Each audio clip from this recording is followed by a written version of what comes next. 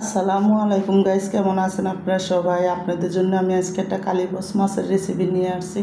প্রথম দেখুন, এখানে একটু হলুদ, মরিচ, লবণ, ধনিয়ার গুঁড়া দিয়ে মাছটা তেলটা গরম হয়েছে পরে সুন্দর করে সবটি মাছ ভালো করে দিয়া একটা পিঠ লাল হওয়া পর্যন্ত ভাজা নিমু। আর আমি কিন্তু সুন্দর করে একটা পিঠ যখন লাল হয়ে আছে দেখুন মাছটিরে উল্টাই দিতেছি। আর সবটি মাছ আমি এরকম এইভাবে করে উল্টাই দিব, উল্টাই ওই পিঠটা লাল হওয়া পর্যন্ত হালকা আমি ভাজা নিব মাছটিরে। তো আমি দোনো পিঠ লাল হলে মাছটারে ভাজা একটা সাইডে উড়াই রেখে দেবো।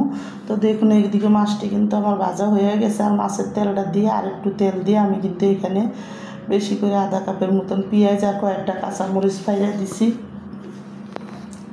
দিয়ে কিন্তু আমি ভালো করে দেখুন এখন মশলার সাথে ভালো তেলটার সাথে ভালো করে একটু পেঁয়াজটা হালকা লাল করবো।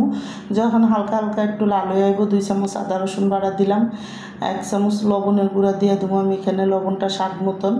তো লবণটা দিয়ে এখানে আমি দেখুন মশলাটা দিয়ে দেবো এখন। তো এইখানে আমি কিন্তু 1 চামচ বইরাম মরিচের গুঁড়া দিলাম, আর আধা চামচেরও কম হইব হলুদের গুঁড়া দিছি আমি এখানে, হলুদটা একটু কম দিছি। আর ধনিয়ার গুঁড়া দিছি 1.5 চামচ দিয়ে কিন্তু সুন্দর করে পানিটা দিয়া তারপরে কিন্তু আমি মশলাটা ভালো করে কষাই নিব। আর মশলাটা যতক্ষণ ভালো মতন না কষে ততক্ষণই কিন্তু কষামো।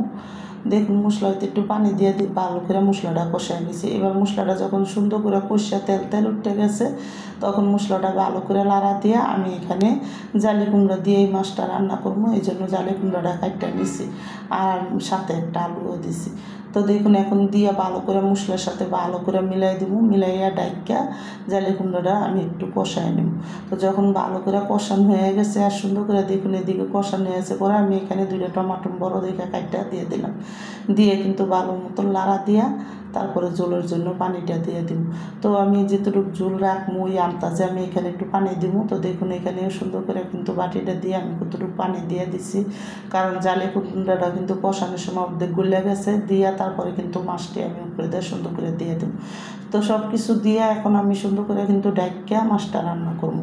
তো আমার এই জালি কুমড়া দিয়া কালীবাস মাছ রান্নার রেসিপিটা যাদের পছন্দ তারা লাইক সাবস্ক্রাইব দেন, প্লিজ আমার ভিডিওটা বেশি বেশি শেয়ার করে দিন আর সাবস্ক্রাইব করে দিন। আর এইভাবে একবার হইলেও জালি কুমড়া দিয়া কালীবাস মাছ রান্না করে খেয়ে দেখেন অনেকই মজা লাগে। তো আমি দেখুন যখন তরকারিটা হয়ে আইছে তখন উপরে দিয়ে কিন্তু ধনিয়া পাতা দিয়ে দিলাম, একটু ধনিয়া পাতাটা দিলে মাছটা খাইতে আরও মজা লাগবো এই জন্য দিয়েছি। দিয়ে কিন্তু আমি আরেকটু ঝোলটা কমা পর্যন্ত মাছটারে করবো। তো মাছটা আরেকটু ঝোল কমে গেলে আমি নামাই দেবো, হালকা মাখা মাখা রাখবো।